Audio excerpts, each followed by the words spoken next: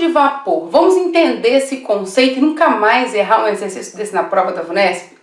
Gente, química básica faz parte da prova da VUNESP. Se eu não souber química básica, eu perco boa parte da prova, independente do grau de dificuldade das provas que você está fazendo, certo? Então tem muitas perguntas, muitos questionamentos, muitos alunos me mandam dúvidas sobre química básica. Então eu resolvi que eu vou divulgar aí vários conceitos, vários vídeos de conceitos básicos para vocês, para ter certeza que não será esse o empecilho da sua aprovação. Tudo bem? E hoje o tema é pressão de vapor. Vamos lá. Gente, eu vou explicar, é uma matéria muito simples. Eu vou explicar para vocês como resolve isso de forma direta, ok? Imagina o seguinte, eu tenho duas substâncias. Geralmente ele pede para vocês avaliar entre duas, três, não interessa a quantidade. Vou pôr em duas porque o conceito que você vai usar é igual. Tudo bem? Olha só, eu vou supor que eu tenho aqui dois elementos recebendo calor e eles têm pontos de ebulição diferentes. Vou partir do princípio que eu sei o ponto de ebulição.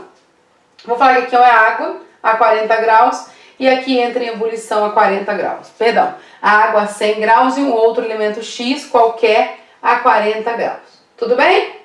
O que é a pressão de vapor? Quem tem maior pressão de vapor? Como que eu avalio quando eu sei a temperatura? Gente, pressão de vapor nada mais é que o inverso da temperatura de ebulição.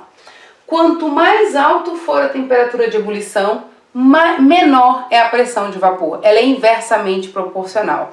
Então, ó, eu tenho dois elementos. Eu tenho água e o elemento X. Se a água ferve a 100 graus, é sinal que a pressão de vapor dela é muito baixa. Se eu tenho esse elemento X que ferve, né, entre ebulição a 40 graus, a pressão de vapor dele é muito alta. Então, pressão de vapor nada mais é que inversamente proporcional à temperatura de ebulição. Se você tem a temperatura de ebulição, colocar em ordem pressão de vapor, quem tem maior pressão de vapor, quem tem menor pressão de vapor, é comum aparecer isso, principalmente na FAMEMA, né? É muito simples. Por quê? É só você fazer a ordem contrária da temperatura de ebulição. Tudo bem? Então, ó, grava isso. Pressão de vapor é inversamente proporcional à temperatura de ebulição, ok? E isso é muito simples, né? Só que em alguns casos, eles não te dizem quais são as temperaturas de ebulição. Ele me dá ou a estrutura ou o nome. Vamos pensar nas duas possibilidades. Eu posso falar para vocês o seguinte, ó, eu tenho água, eu tenho etanol,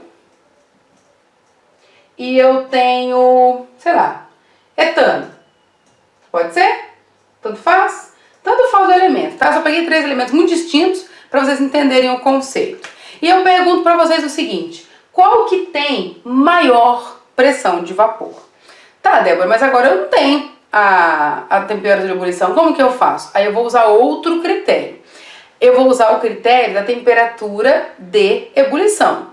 Quem são as moléculas que entram em ebulição primeiro? Aí eu tenho uma regrinha, né? As moléculas apolares, elas entram em ebulição primeiro. Por quê? Porque elas têm as ligações mais fracas, né? É mais fácil romper as ligações. São ligações mais distantes. Então, as moléculas apolares, elas entram em ebulição primeiro. Débora, mas se eu tiver duas moléculas polares, aí eu tenho que avaliar o tipo de ligação que cada uma faz. Eu vou dar um exemplo para vocês. Primeiro, vamos resolver isso aqui.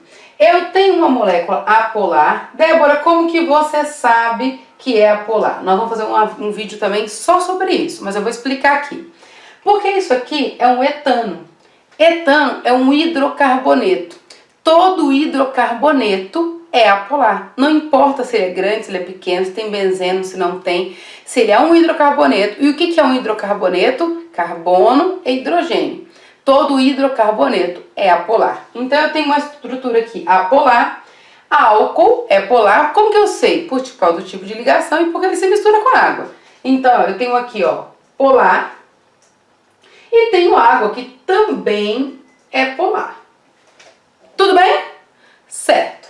Olha só aqui, gente. Então, nesse caso, se eu tivesse pedido para você o seguinte, coloque em ordem crescente de pressão de vapor. Crescente seria do menor para o maior. Então, ó, do menor para o maior, quem entra em ebulição primeiro? Os apolares.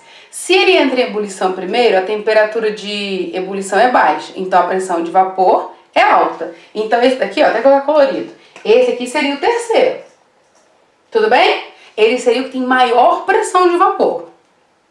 Agora eu tô em dúvida, Débora, porque eu tenho álcool e tenho água, e ambos são polares. E aí? O que eu faço? Aí eu vou avaliar o tipo de ligação. Certo? Vamos lá. Tem alunos que usam outras estratégias, por exemplo, tem aluno que tem noção de quanto é a temperatura de ebulição do álcool e de cara resolve isso. Mas vamos supor que você tenha que justificar. Se você tiver que justificar, e geralmente isso cai numa prova dissertativa, aí é bom saber o conceito, ok? Mas dá para matar por dedução, tranquilamente. Então olha só, vamos montar aqui a estrutura da água, gente. Ó, outro assunto que a gente vai abordar também aqui. Geometria das moléculas, que tudo isso faz diferença, viu, gente? Ó, eu tenho a água e eu tenho o álcool aqui, né, ó, CH3, CH2, OH, beleza. Quando eu avalio aqui, nós temos que tipo de ligação? Nós temos na água ligação de hidrogênio. Débora, mas no álcool nós também temos ligação de hidrogênio. Só que na água eu tenho duas ligações de hidrogênio, ó. Oxigênio, hidrogênio, oxigênio, hidrogênio. No álcool eu tenho uma. Então, quanto mais forte essa ligação, quanto mais forte essa interação, mais difícil entrar em ebulição, mais demora entrar em ebulição. Por isso que a temperatura de ebulição da água, ela gira em torno, a gente fala 100 graus, não é exatamente 100 graus, mas a gente fala aí 100 graus Celsius. E a temperatura de ebulição do álcool, geralmente, gente, é 70 graus Celsius. Eu tenho que decorar? Não, não tem. Você só precisa saber o seguinte, quanto mais intensas as ligações, mais difícil entrar em ebulição. Então, nesse caso, a água tem ligações mais intensas porque eu tenho duas ligações de hidrogênio.